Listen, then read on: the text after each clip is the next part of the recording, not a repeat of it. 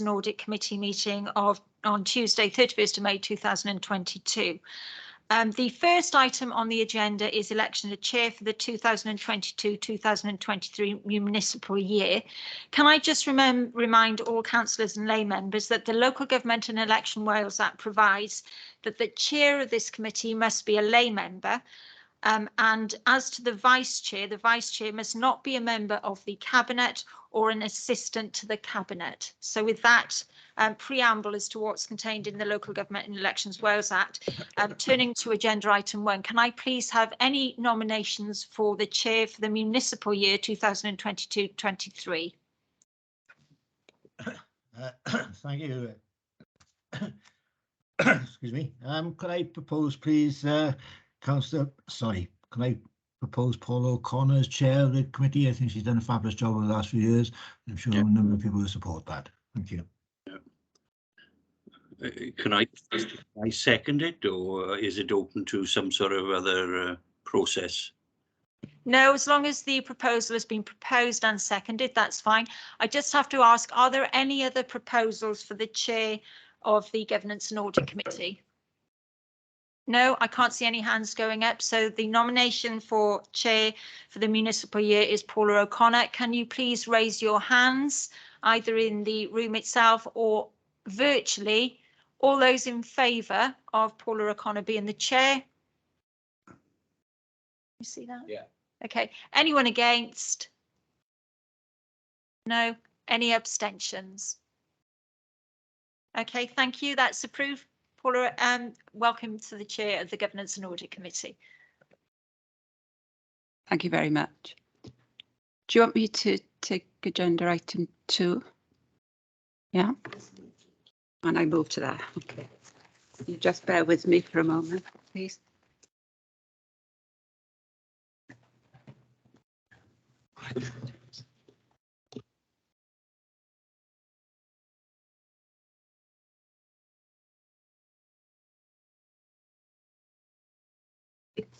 Okay, thank you for that nomination. I'm excited about taking forward the business for the next 12 months, and I'm moving forward with the welcome of our new members and our new lay members as well. And congratulations to all those that are rejoining the meeting as well, which I believe there are 7. If we go to agenda item 2, if I could ask Tracy to steer us through that one, because it's the election of the vice chair. Yes, just to remind you again, under the provisions of the Local Government Election Wales Act, the vice chair cannot be a member of the executive and cannot be an assistant to the cabinet. So on that basis, I'll hand back to the chair, but we will be seeking some proposer and a seconder for the vice chair. Thank you. Thank you very much. Can we have a proposer then for the vice chair? I must admit, I haven't asked him. I proposed Paxton Howard-Williams, since he did such a good job last time. Can we have a seconder then, please? Councillor Paxton Howard-Williams. I'll second. Thank you very much, Councillor Walton. Any other nominations? No. All in favour, can we put your hands up, or? Okay. Is that okay? Yeah. Thank you. That's the nomination then for Councillor Paxton Howard-Williams as the vice chair of this Governance and Audit Committee. Welcome to the team, Paxton. Thank you, Paul, and can I just say thank you to the committee for re-electing me as vice chair. Thanks. We look forward to working together again for yes. 12 months, Paxton. Thank you. If we can move on to agenda item 3 then. Apologies for absence. Apologies from Councillor Mike Lewis. Thank you. Agenda item 4, could we have any disclosures of personal or prejudicial interests, please?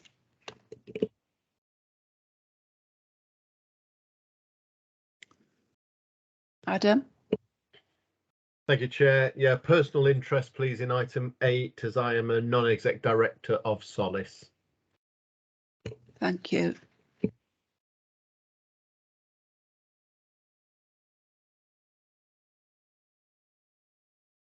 Chair, Mike? yeah, agenda item 6, the internal audit annual report 21-22, appendix and the appendix 1. I'm a governor at Pendraford School. That's within the report. Thank you, Mike. Are there any other hands up? This is the first time we're using this system and I don't see everyone's hands. So no. So if there are no hands up, then we'll move on.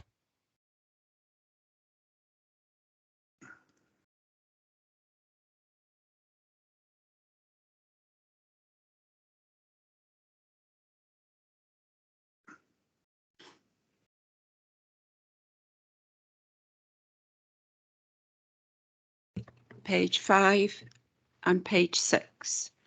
Are we happy that they're an accurate reflection of the meeting of the 12th of April? Can we have some hands up if they're accurate reflection? I certainly propose, Chairman. Yeah. Okay. And if we can move on to agenda item 6, this is the internal audit report, annual report for 2021-22.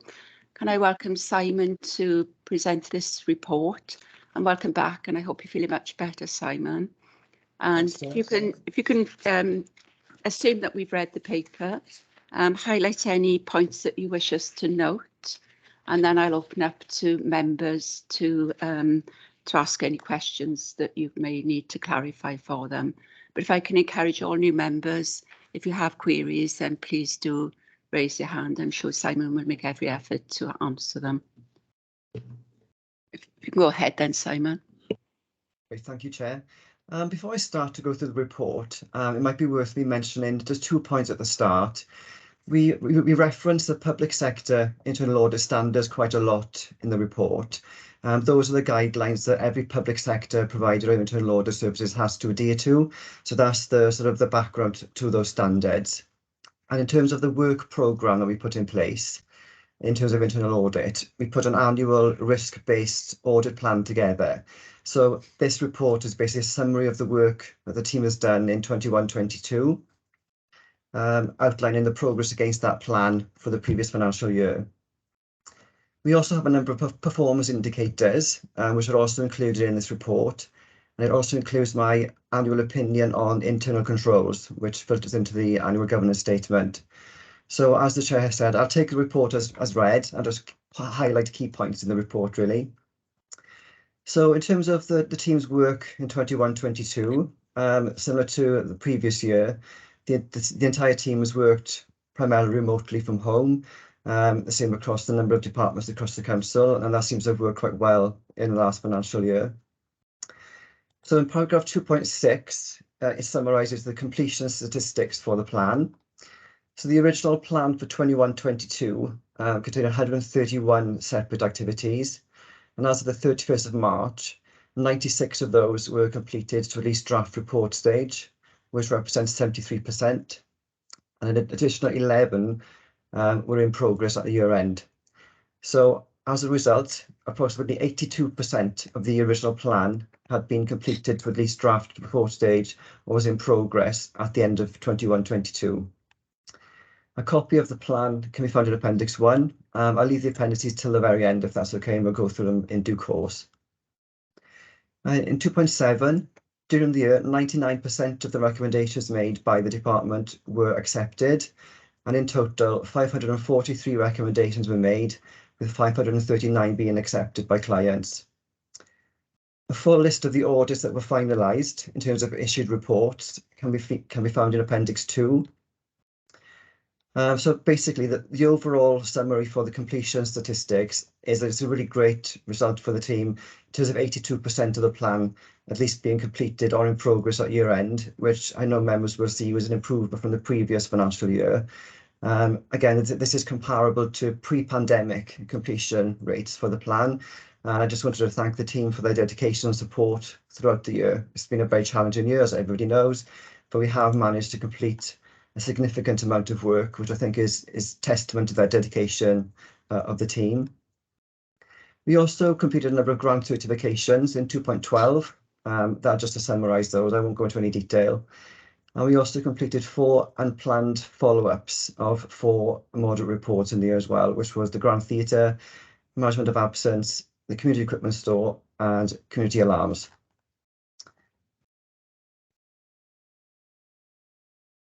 In terms of the follow-up for other fundamentals, the committee had a report back in November outlining the completion of the fundamental follow-up report, which showed 76% of the agreed recommendations had been completed.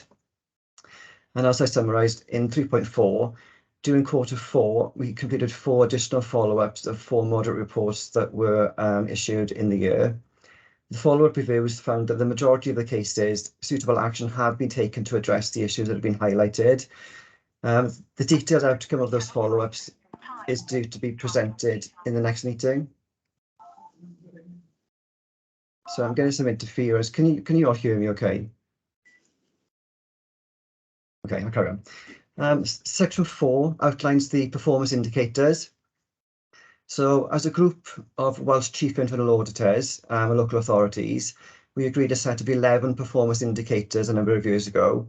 They're continually reviewed and discussed by the group, and as it stands, they haven't changed for the last financial year.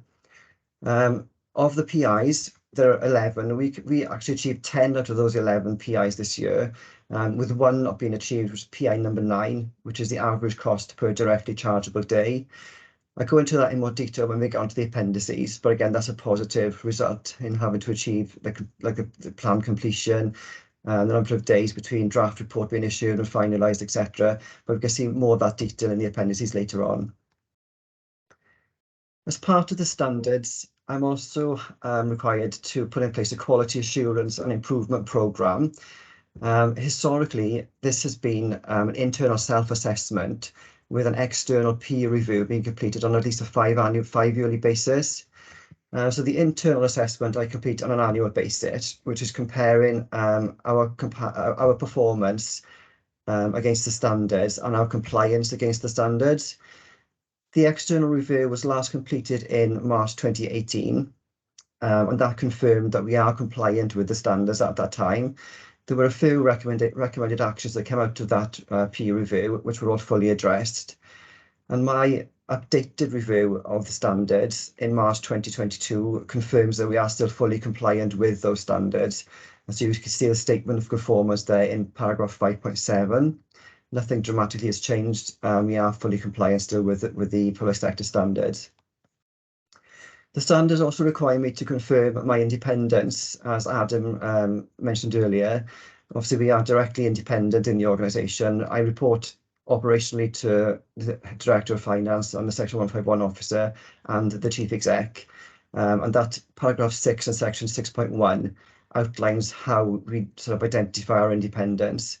I've got unfettered access to any member of staff and any director or head of service, and direct line of access to the Chief Exec, the Deputy Chief Exec, and Ben as well. So that identifies my independence there.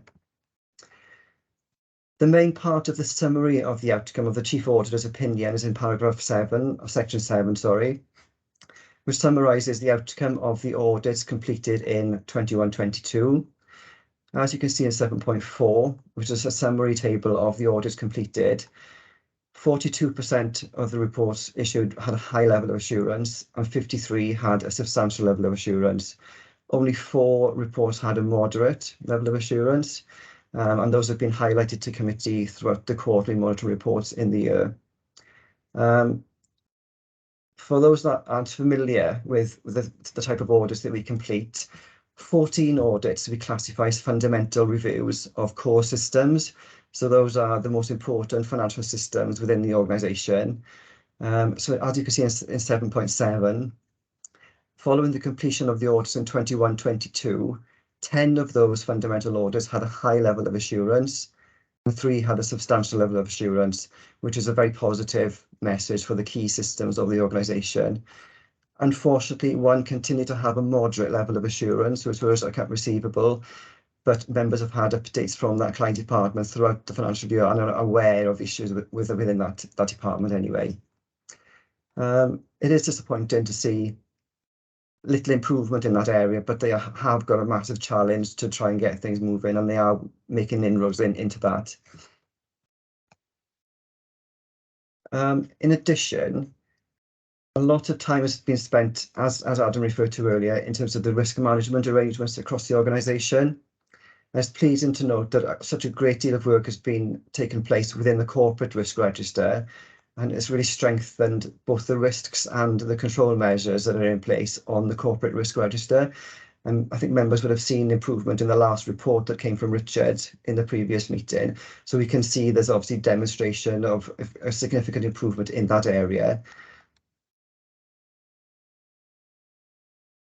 I think, as members might remember, in last year's opinion, I did highlight some concerns around risk management, which have been taken on board. They were added to the annual governance statement for last year, and that has been addressed as far as I can see. However, I do think, and I think Richard would agree with me here, and Adam and Ben, that does continue to need to be improved in the years that come in terms of the risks that are lower down on the risk registers, like the directorate and service level risks. I'm fairly confident the corporate risks have been significantly improved, but we need to see that further improvement then in the rest of the risk registers going forward. I would also highlight in paragraph 7.35, we haven't had an opportunity to audit the transformation element of the Achieving Better Together programme, and there is some concern at that point that there was a lack of workforce strategy in place. Both of those elements have been added to the 22-23 work programme to be addressed as part of this year's work, hopefully going forward. But I just wanted to highlight that as something we've not been able to address as part of this 21-22 work programme. So 7.36 is basically a summary of my overall opinion for the year. And based on the work that we've done and the fundamental reviews, the improvement in risk management that we've seen, I'm of the opinion that the framework of governance, risk management and internal control is effective with no significant weaknesses identified in 21-22. So that is my overall Chief Auditor's opinion, and that then feeds into the annual governance statement, as you will see later when Adam presents that. I'll quickly run through the appendices, and then if that's okay, I'll take questions after that. Appendix 1 is an update on where we are in terms of the plan as of the 31st of March. Appendix 2 is a list of all final reports issued in the year, broken into quarters, as has been reported back to committee in the quarterly monitoring reports with the opinion rating. Appendix 3 shows the performance indicators. I'm not sure why it's sideways because everybody's got their heads turning to try and read the screen. But you'll see those later on again in the performance standard report as well, so I'll go into the more detail there. The self-assessment of conformance with the standards in Appendix 4.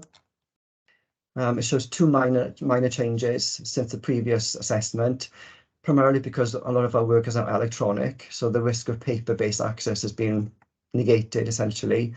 And then I've also slightly amended one of the monitoring of progress compliance issues. Then the quality assurance programme. At the end of this, you'll see the PIs in more detail on page 45. So as you can see, we achieved 10 out of the 11 PIs, and the only one achieved was average cost per charge per day. Brief explanation for this. The cost target for this hadn't been reviewed or updated for a number of years, basically to keep up with salary inflation over the last couple of years. So we've revised this target for this year and the following years to identify increases in salary costs to address that going forward. That's about it, Chair. I'm happy to take any questions, or if Ben wanted to come in and mention anything. Thank you, Simon. If I could open up for questions, and I can see Councillor Walton has got a hand up. So if we can take Councillor Walton first, please. Thanks, Chair. Thanks, Simon, for thorough summary of the last year. And also, can you pass our thanks on to the team, because I think getting 82% done is pretty good. you know, considering the circumstances you've all been working under. And I'm sure you will pursue the ones that you haven't managed as thoroughly as you can and as quickly as you can. Just one minor point. I mean, there's a lot here for new members to take in, but I would say it might be worth just elaborating on the difference between fundamental and non-fundamental audits. Could be quite useful. Thank you. Yes, thanks, Leslie. I'll pass on the thanks to the team. Sorry, Chair, did you want to come in there? No, I was just going to say I was going to move on to Julie then. Do you want me to just give a brief summary of the difference between the audits, Chair? Yes, you can. Yeah, okay. I mean, the fundamental audits, for those that are not familiar, are the core systems of the organisation and are normally very high in value. So you've got things like business rates, council tax, NNDR, you've got employee systems and payroll. So the big key core systems of the organisation that are high value and directly affect operations, essentially. So those are the key 14 fundamental audits that are high risk and high value. The non-fundamentals are basically systems or establishments or other audits that give assurance across a lower range of departments. So they're lower risk. For example, there would be primary schools, the day-to-day establishment audits of different departments, which aren't necessarily core systems, but obviously need to be reviewed as part of our general assurance programme. Thank you, Simon. Ben, do you want to come in? Thank you, Chair. Yes, it was just very brief, given that Simon had asked me to comment, and it's to just equally place on record my thanks to what the team has achieved. You will recall, compared to coverage of the year before, it is significantly improved, and given Simon was able to issue an opinion, albeit with wider caveats last time, it would be perfectly logical and reasonable for him to conclude that he can issue an opinion. Clearly, Simon, myself and other governance officers remain alert to anything that can happen in the meantime until we get to the point that everything is done for the year. It's a sort of similar arrangement we have with the external auditors, and I am certainly pleased. But for wider new member consideration, the other thing that I think is important is that there are no surprises in this. Although it is disappointing, as Simon has said, on the one fundamental which has remained only moderate. You have been alerted to it repeatedly. The onus is on making sure that officers do take that forward in due course.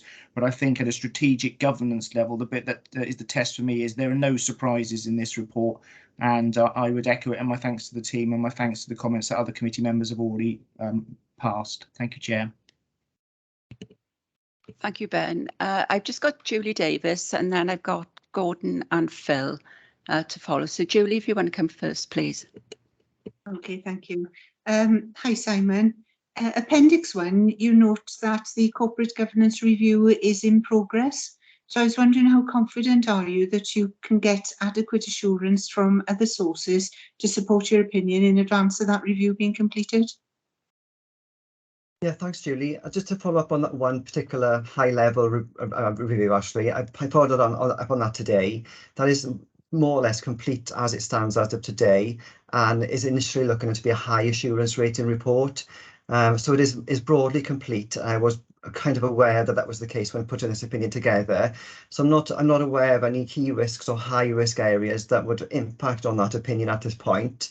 Obviously, we are going to have to wait until the final date for the end of year accounts to be finalised. Historically, Julie, we've tried to get this report completed by the 31st of May to tie in with that key accounting deadline. But obviously, if anything changes between now and the actual signing of the accounts, I'll take that into account in my opinion if it's brought to my attention. Now I bring that back to members' attention in due course if I need to. Okay, thank you. Thank you, Simon. That covered off one of the questions I had as well. If I can move on to Gordon Anderson then, please.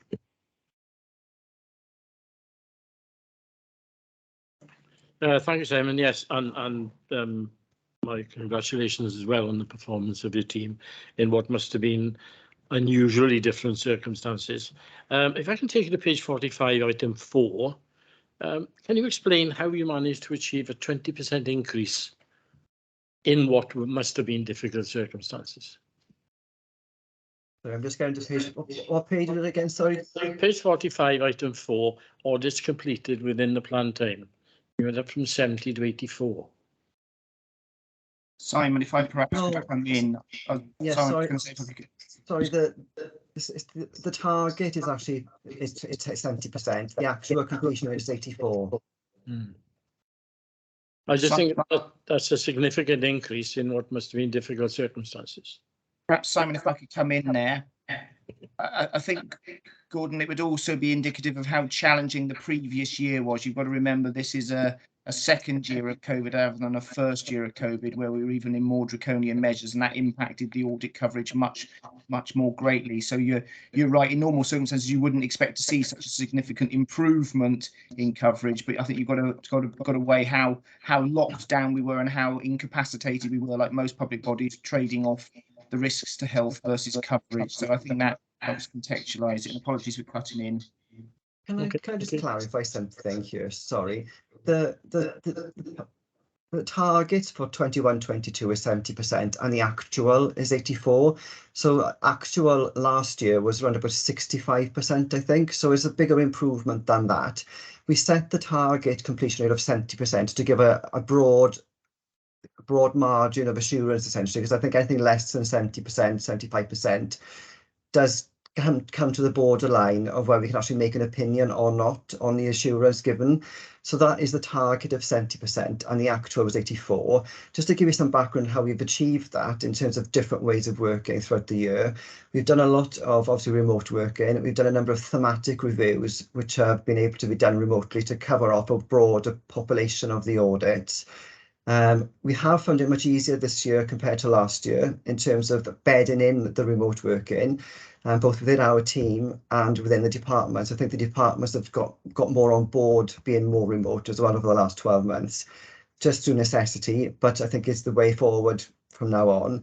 And they have seemed to take more things electronic, which has made our job a little bit easier over the last 12 months compared to the first year, if that makes sense. Yes, okay. Thank you for that, Simon. I think in addition to that, I think your staffing resource was better in 21-22 than it was in the prior year. I think you had some staffing difficulties in that previous year, but certainly the comments you've made are absolutely in tune with what is my understanding. If I can invite Phil Sharman in now next, please. Thank you, Chair. Good afternoon, Simon. Thank you for your report and your presentation. I've got two kind of things I'd just like to talk through if I could. The first one is really about this, or continuing this theme of the pandemic and the impact it's had on your team. I think certainly the delivery of the work in the second year of the pandemic to achieve this kind of report is pretty impressive, just by way of context. But Simon, could you just explain to me, please, well, I guess two things. One, what kind of coverage was there within the audit plan for that year of the council's response to the pandemic, and in particular, the kind of impacts that might have had in terms of impacting the control environment?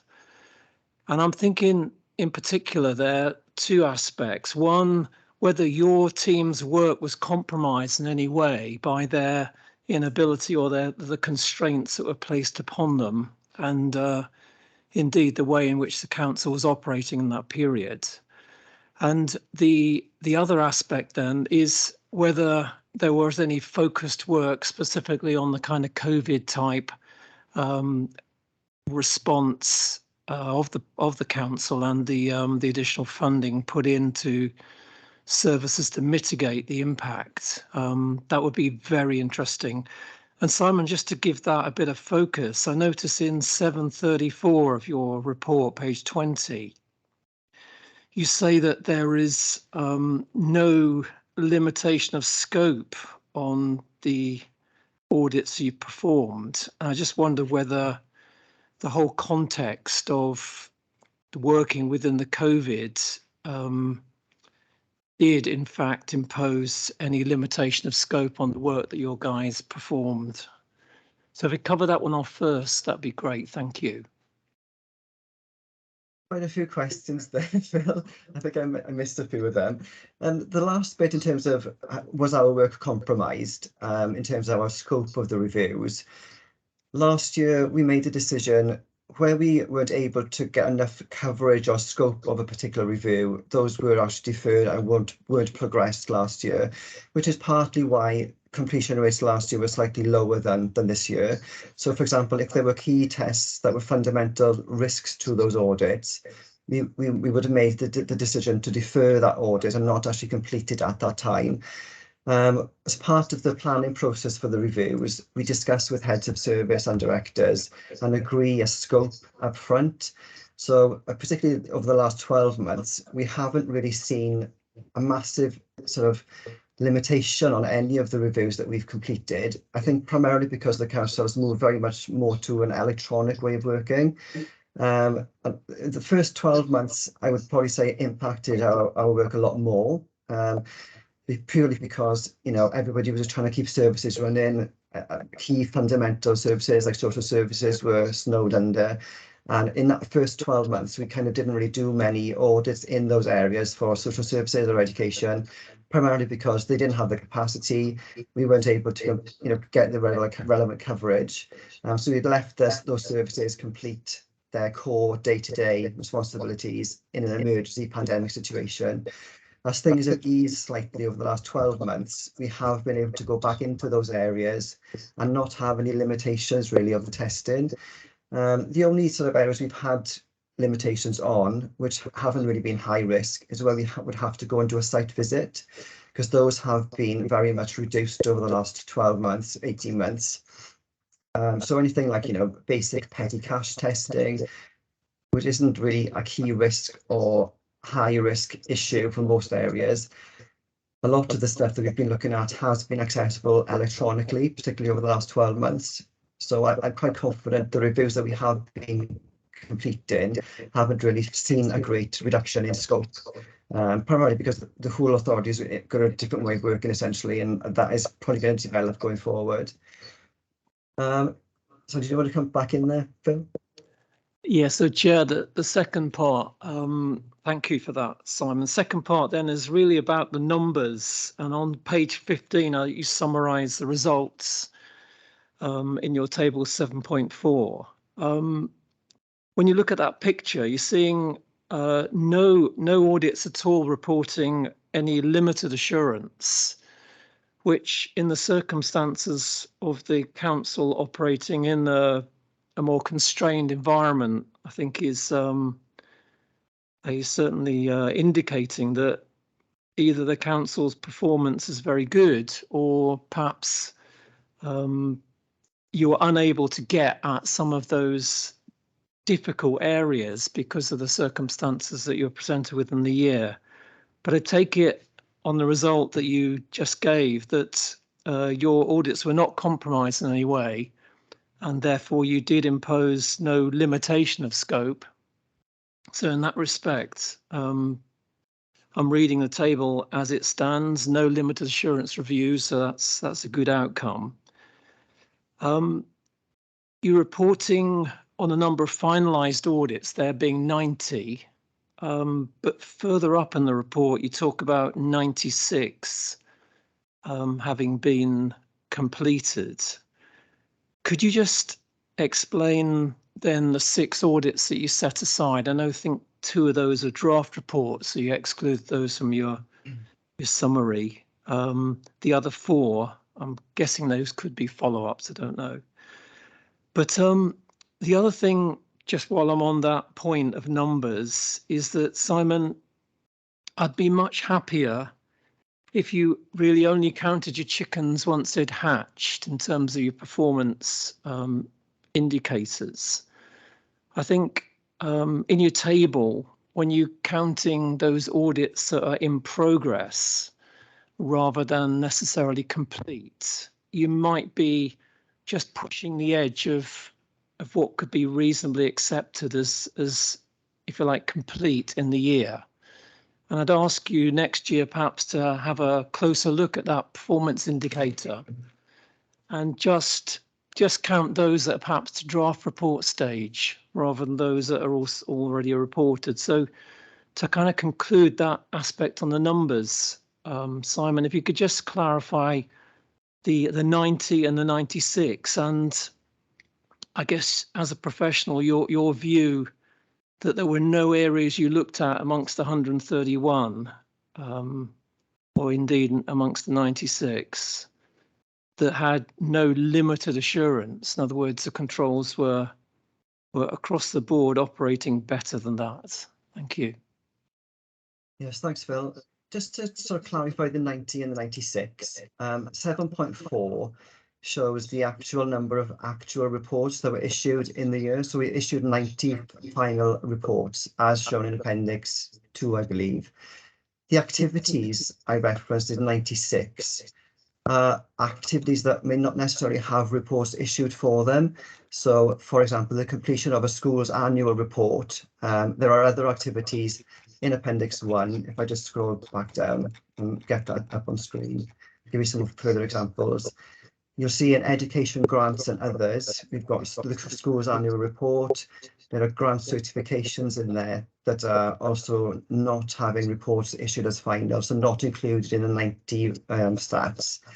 You'll also see in Appendix 2 some final reports that were issued in year related to the previous financial year. So they were ongoing at the end of the last financial year, issued as final in this financial year. They're marked with an asterisk in Appendix 2. So you're never going to get the plan marrying up to the number of actual reports issued, because there's going to be some crossover in terms of the actual number of reports issued as final in Appendix 2, if that makes sense, Phil. Okay. Right, thanks. And just to close it then, Simon, no limited assurance reports at all across the board? Not based on the work that we've completed over the last financial year, Phil. No, there's nothing to warrant a limited report. Sure. Okay, thank you. Thank you, Simon, for answering those questions. Are there any more? Ben, did you want to come in? It was just briefly to contextualise, following on from Phil's questions.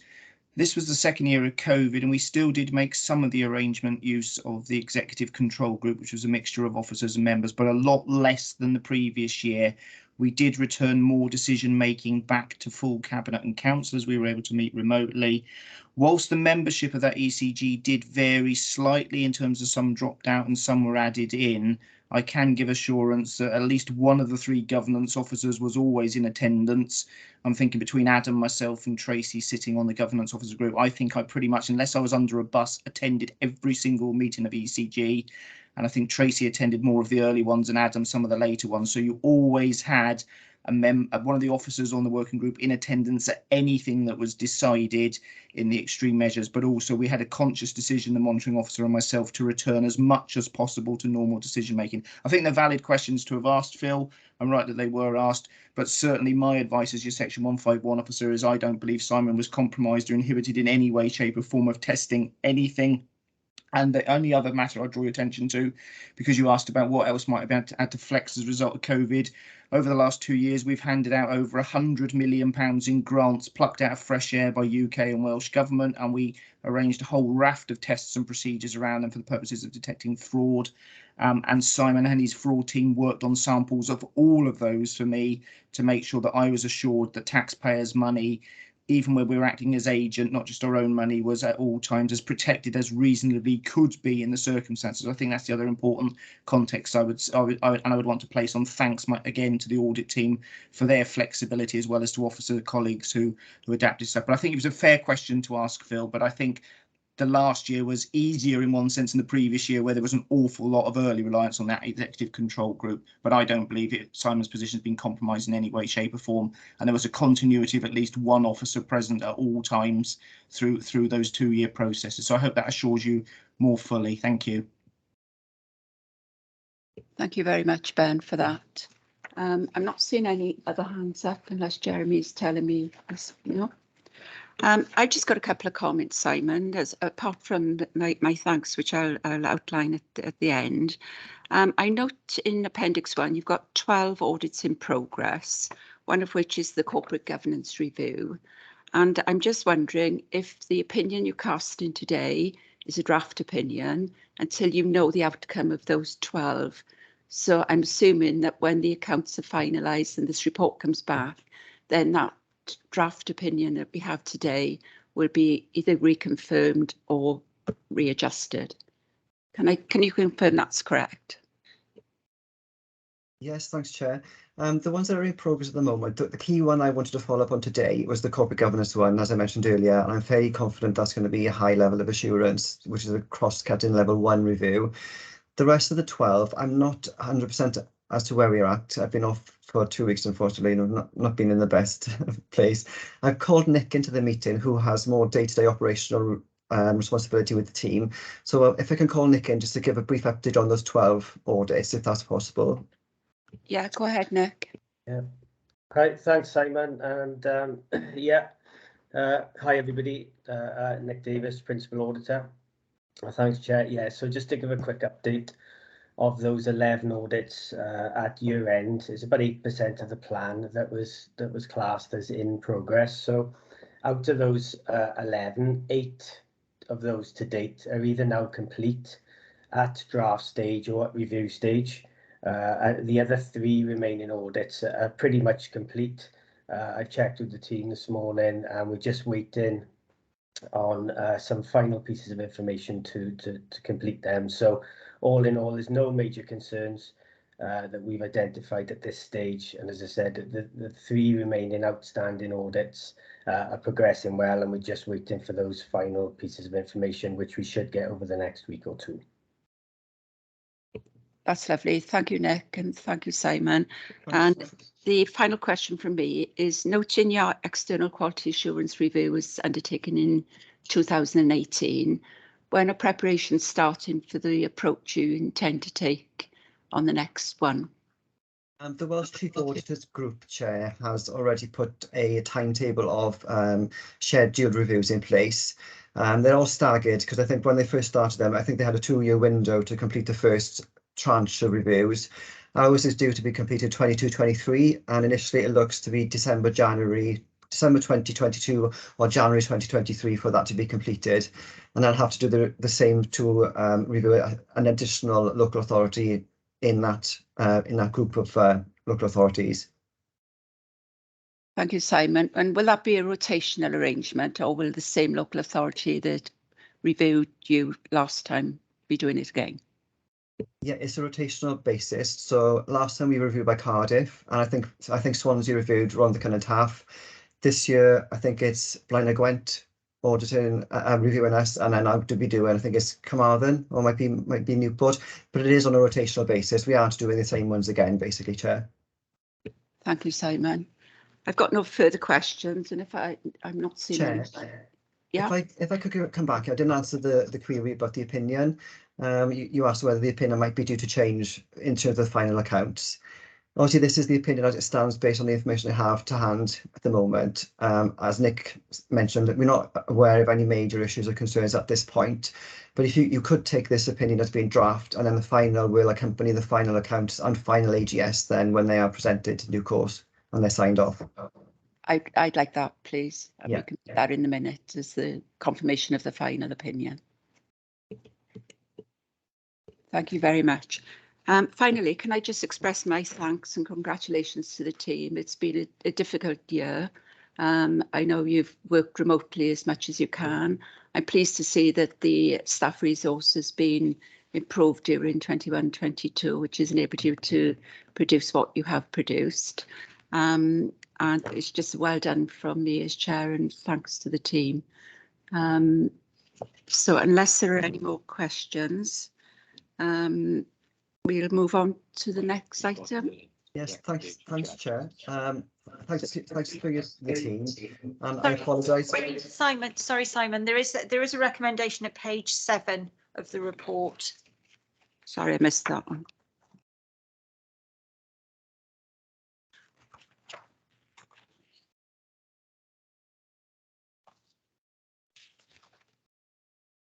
Okay, so the recommendation is that the Governance and Audit Committee review the work undertaken by the internal audit team 21-22. I think we've done that. to note the progress made against the internal audit plan, which we noted that, and to consider the Chief Auditor's opinion, which we note is in draft and will be reconfirmed in a future meeting. Okay. So just to make sure all members are happy with that recommendation to approve. Just a quick show of hands, please. Yeah, quick show of hands. Thank you. And remote hands as well.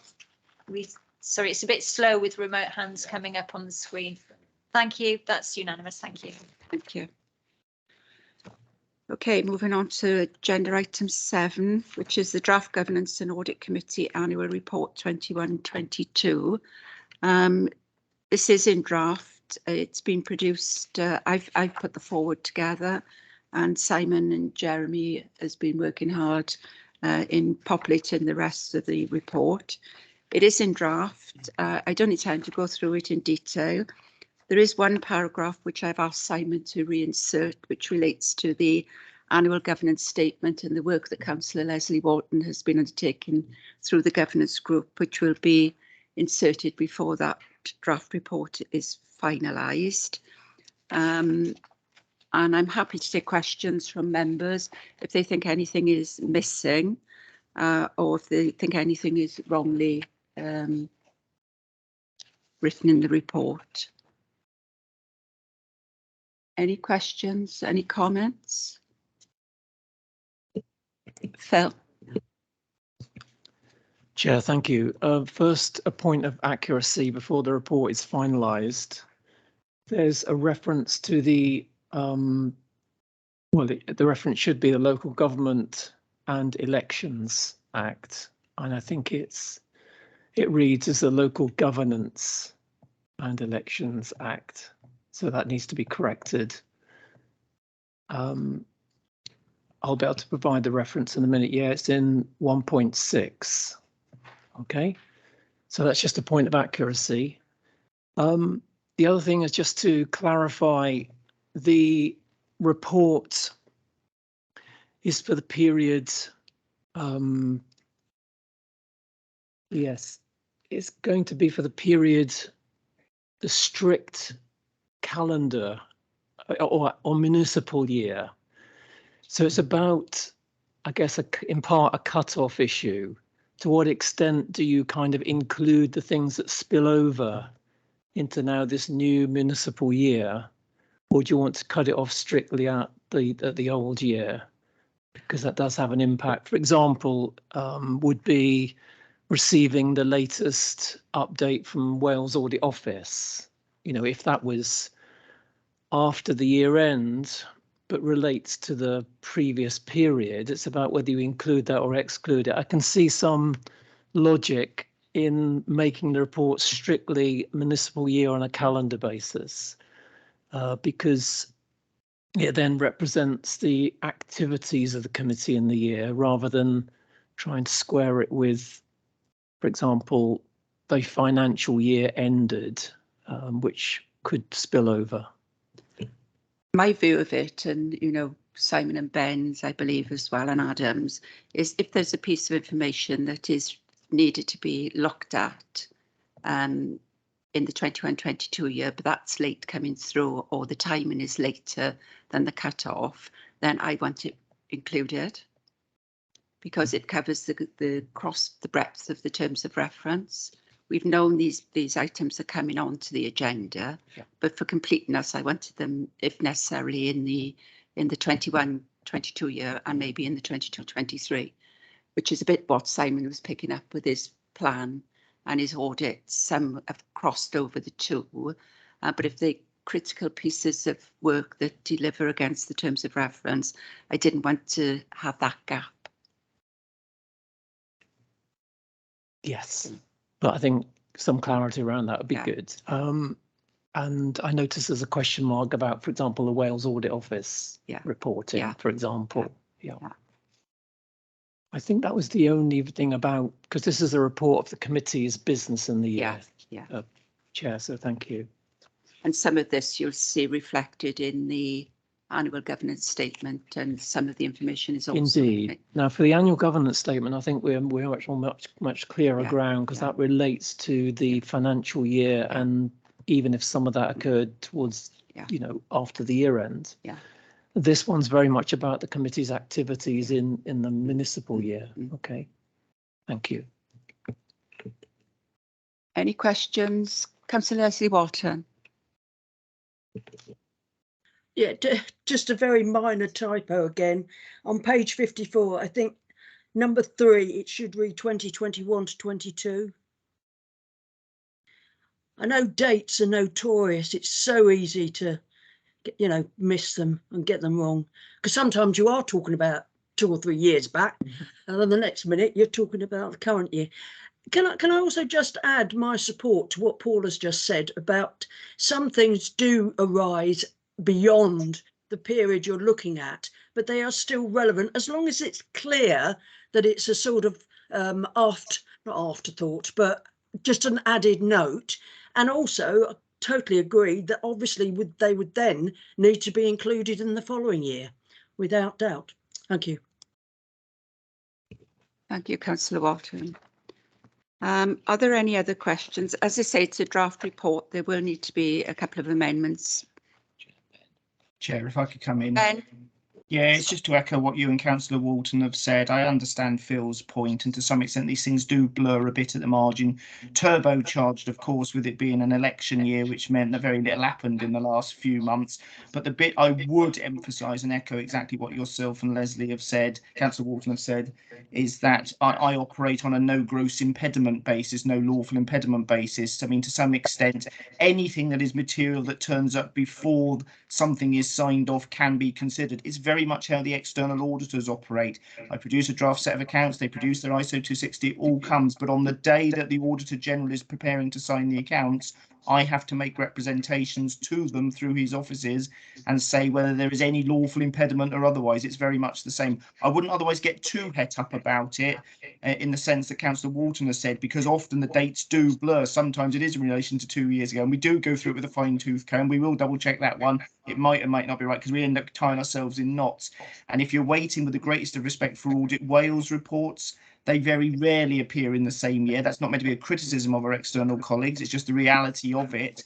And that's with an operation where we're an authority that normally gets all its reports done in year. There are other authorities that elsewhere that have to wait an awful lot longer for reports to come out. So the sequencing is always incredibly difficult. But the bit I would emphasise is if anything material happens, which is material to the implications for the accounts or the work of the committee, it is right that it would be brought to your attention, and I'd be failing in my duties, as would others, if we didn't draw it to your attention. Thank you, Chair. Thank you, Ben. Councillor Mike White. You're on mute, Mike. And I said this is the advantage of having the action tracker plan and the work plan, so we know exactly what we are actually got what is currently live and what we know that we might well have to deal with as we say going into the following year. So that's obviously very helpful to the committee as well. Okay, thank you, Councillor White. Any other questions? No more hands? No, I think this is for review and comment. So for information, so we can move on to the next item on the agenda, which is the draft annual governance statement. And I'm not sure if it's Richard's going to present this or Richard's away. Richard's away, Chair, so I'll Adam? take this one if I may. Yeah. Thank you, Chair. I will, as previous reports, take it as being read, but we'll draw some highlights to the report. The report and draft annual governance statement 21-22 is set out on pages 76 to 124 of the bundle in front of you. The Council is required by the Accounts and Audit Wales Regulations 2014 to undertake a review of its governance arrangements at least annually. The review is intended to show how the Council has complied with its Code of Corporate Governance. The review of governance is brought together in the Annual Governance Statement, known as the AGS, which is to accompany the Council's Annual Statement of Accounts. The AGS is a key document informed by a number of both internal and external assurance sources. The AGS should report publicly on the extent to which the Council has complied with its own Code of Governance on an annual basis, including how it is monitored and evaluated the effectiveness of the governance arrangements in the year and on any planned changes in the coming period. You will see that the draft annual governance statement 21-22 is attached to Appendix A, page 80 of your bundle. I would like to draw your attention, though, to the issues set out within the governance statement, which have been materially affected by the COVID-19 pandemic. However, it should be noted that the statutory governance, chief officers and CMT continued to maintain corporate grip to ensure that sufficient governance was maintained throughout this unprecedented crisis and during the recovery. And Ben Smith already alluded to that previously during his statements, and so did Simon, in terms of what we've done as a CMT to make sure that that was maintained. In relation to the appendix of the draft annual governance statement, I'd like to draw your attention to some key parts, just for clarity. Page 81 sets out the 7 key principles of the Sit for Solace 2016 guide and how the council has complied with the governance framework. The following pages 83 to 89, gives the detail of that assurance for each of those principles. Page 93 sets out the financial position and assurances. The financial figures, though, will be completed once the outturn position has been presented to council. Pages 95 to 101 sets out the Chief Auditor's opinion, as Simon highlighted in his previous presentation. The opinion itself can be seen on page 101, and obviously that's a draft opinion awaiting any further information. The table on pages 113 to 119 identified the significant governance issues that had been identified in the previous year, that's 2021, together with the update and status of anything taken during that year. On page 119, there is a date that needs changing to 22-23 in that last paragraph, and the table on 120 in relation to that statement sets out that there's significant governance issues which have been identified in 21-22 and the actions that will actually be taken in 22-23 to ensure they are delivered. The final version of the AGS will be reported to council before being signed by the chief executive and the leader, and then published within the audited statement of accounts 21-22. This report provides the opportunity for the Governance and Audit Committee to review and contribute, and that's a key part. This is an opportunity to contribute to this statement, to the draft AGS prior to it being signed off. So we are today looking for any contributions that would see it improved. I'd also like to pay tribute and my thanks to members of this committee, especially Councillor Leslie Walton, who sat on the governance group, who helped shape and consider both early versions and this draft annual governance statement. Thank you, Chair. Happy to take any questions along with my colleagues. Thank you, Adam. Councillor Walton, did you want to add anything to that? No, I don't think so. I think Adam's covered that. Thank you very much for the nice words. The only thing I would say, I've spotted the same typo as Phil spotted earlier. On page 102, 170, it talks about the local governance again. It should say local government. But I think that's it. Thank you. Thank you very much. Are there any other questions from any members, any contributions to offer to this paper? Well? Thank you, Chair. Yes, a very important statement for the council to make, and of course goes in the annual accountability pack, which is the annual report and accounts, as Adam's indicated. In terms of its content, it's a fairly sizable document, and certainly on my read through and taken up point made by Adam about contribution of this committee, I think there is some scope for rationalisation and the avoidance of duplication. And I give an example of where, for example, in the main body, it talks about the role of committees. And what you find in there is some duplication in the committee section with the earlier piece on, for example, the work of the Governance and Audit Committee. So there might be some scope for making it leaner and therefore achieving more impact. I do like the SIP for Solace governance code, and I'm very pleased to see the council's adopted that as its framework. Very powerful, and measuring the performance against it is a really good way of reporting the annual governance statement. There's a note 3.5 about the pandemic, and I know it's sort of prefixed their note, but certainly on my reading, I'd say that's absolutely primary. And I just felt that the need to flag it up as a note was unnecessary. It could actually be a main paragraph in itself.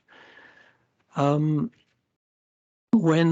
other sections of other reports are being copied in and forming part of this statement, I think again there's an opportunity to take a look at it. For example, where the Chief Internal Auditor's report is coming in at section 8, then I think the annual governance statement should be written in the impersonal so that it represents the position of the council, and therefore would need to edit out words like we and our, which I know features in Simon's own report, which is fine in that context, but less good when the AGS is read through.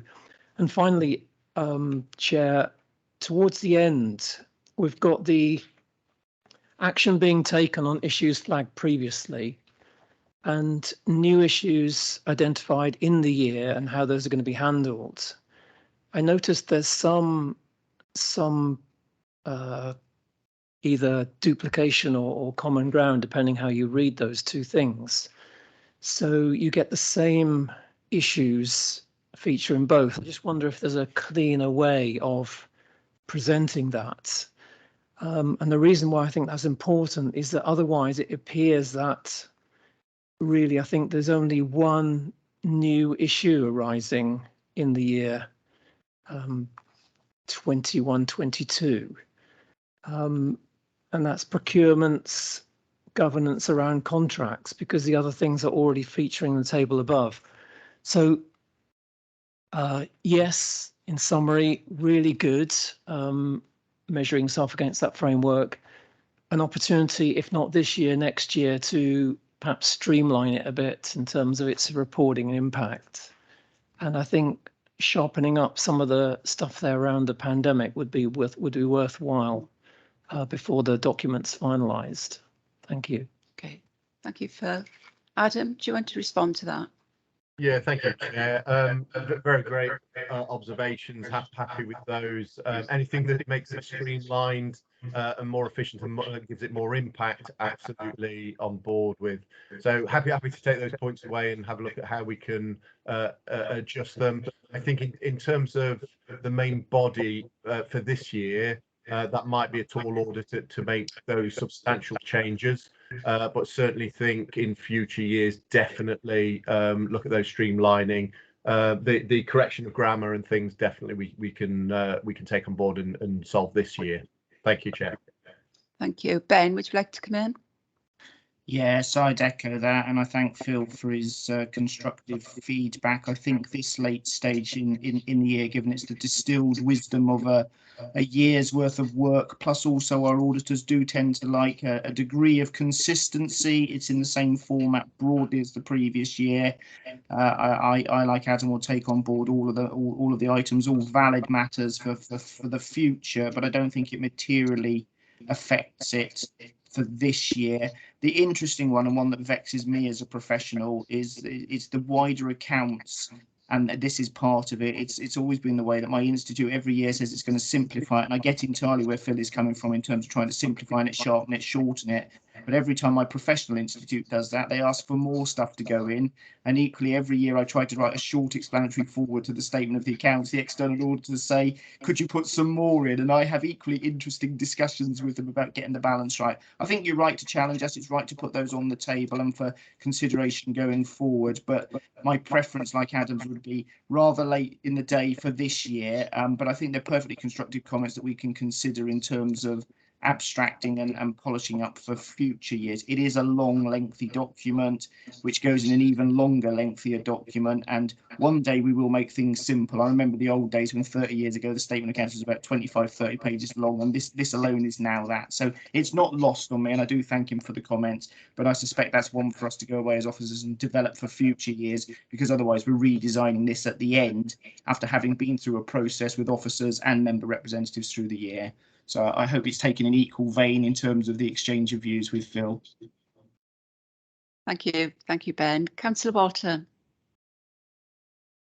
Yeah, thank you. If I can come back in again on the point about the significant issues, I think it's absolutely vital that there should be 2 sections, and that it's obviously going to be that some of these things will appear in both.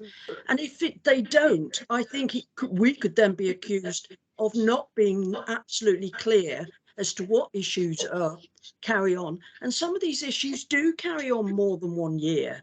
So I don't think I would like to see that bit streamlined at all.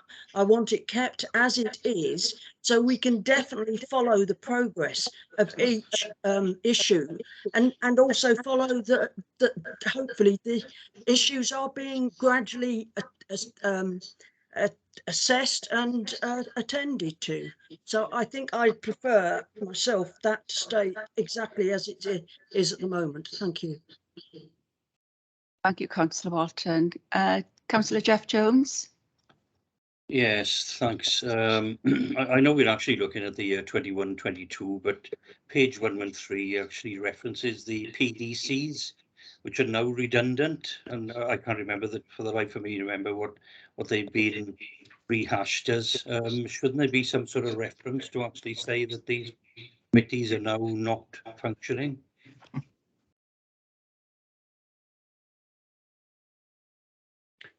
Is that paragraph 1311?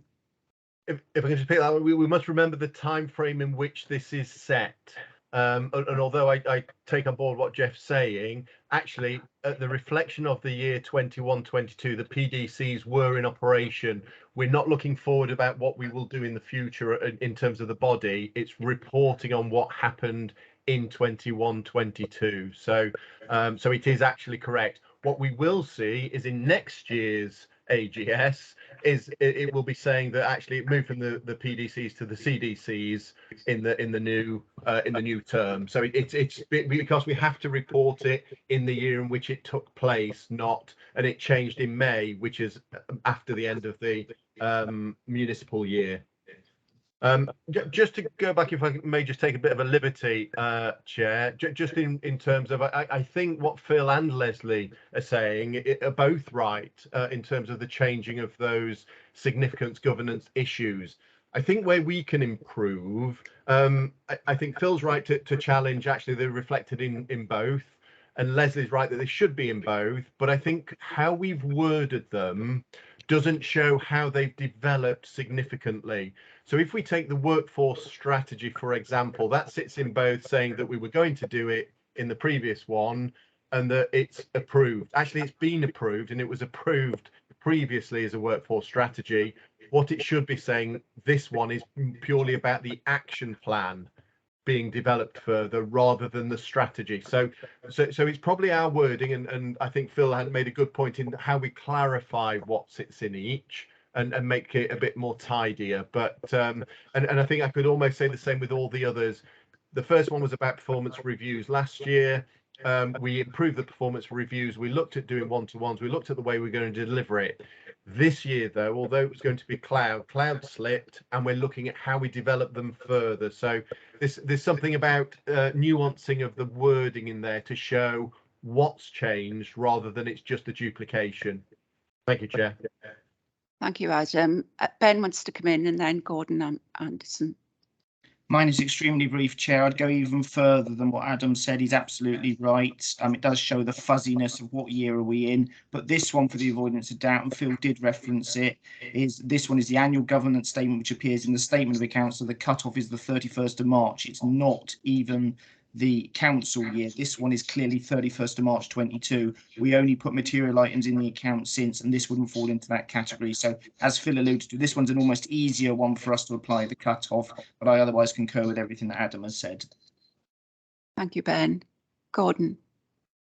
Thank you, Chair. Yes, the significant governance issues identified in the tables towards the end of your report, I can take you to page 120, where you've identified 4 governance issues linked to the framework.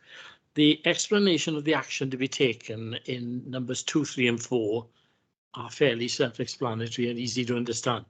I just feel that the action to be taken in the first one is a bit weak, and for somebody who's, I confess, not yet familiar with the workforce strategy, it doesn't really tell me anything. Chair, if I may respond back to that, that was the point I was making. Absolutely correct. That it's too woolly. We haven't been prescriptive enough in terms of what's in there. So that's one of the ones that I'm happy to take away, and we'll just look at reshaping that. The workforce strategy was actually already approved. That's already in and done. This should be about the action plan. And it's not sufficient, and you're right. You know, one of the things that we should be doing is you should be able to read anything in here and really understand it, and that one you can't. So we will revisit that one as part of the this draft assessment. Thank you, Adam. I'm not seeing any more hands up unless no. Well, thank you for contributions against that draft annual governance statement. We're asking to recommend that the Governance and Audit Committee reviews the annual governance statement prior to approval by the Council as part of the Statement of Accounts. I think we have approved it. You have agreed to take forward some of the comments raised by Phil Sharman and Gordon. So if we can ask you to take those away and consider them for amending the ones that are easy to amend and clarify, Adam, such as that action on the page 120 and anything that in the first choice, easier ones to win, and looking forward to perhaps changing the focus and streamlining it for next year. And the governance group perhaps could be tasked with that. I think that's an area for the governance group to work their way through, to take on board all those comments and offers of construction. Yeah, happy to do that, Chair. Thank you for the clarity. Okay, thank you very much. If there's no more on that one, then we're moving on to the election of Governance and Audit Committee representative on the governance group. And Jeremy, can I hand over to you for this? Okay, thank you, Chair. I assume everybody's read the report for the election of Governance and Audit Committee representative on the governance group. So could I have nominations, please? Jeremy's asking for nominations for the governance group. Is Mike White done, Sam? Councillor Mike White. He's on mute, Mike. Sorry, could I move Councillor Leslie Walton, please, Chair? Can we ask for someone to second that? I'm quite happy to second that, Madam Chairman. Thank you very much, Councillor Paxton Hood-Williams. Are there any other nominations? No. So can we agree to vote for Councillor Leslie Walton to? Can we have a hands up, please?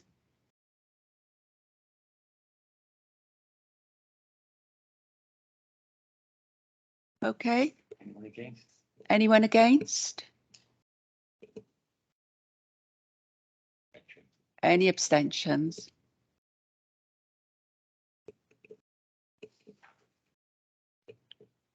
Okay. Yeah. Okay, that's approved then. So I'm pleased that Councillor Walton is going to continue the good work that she undertakes on that group. So thank you for that. And perhaps Councillor Walton, you can make sure that the comments that we've discussed today is placed on the agenda item for that meeting. Yeah, I'll certainly follow it through. Thank you. If we can move on to agenda item 10, the Governance and Audit Committee Action Tracker Report. This is the tracker report that Councillor Mike White mentioned earlier on. It enables us to consider what's outstanding, what we've asked for, what's coming up on future agendas.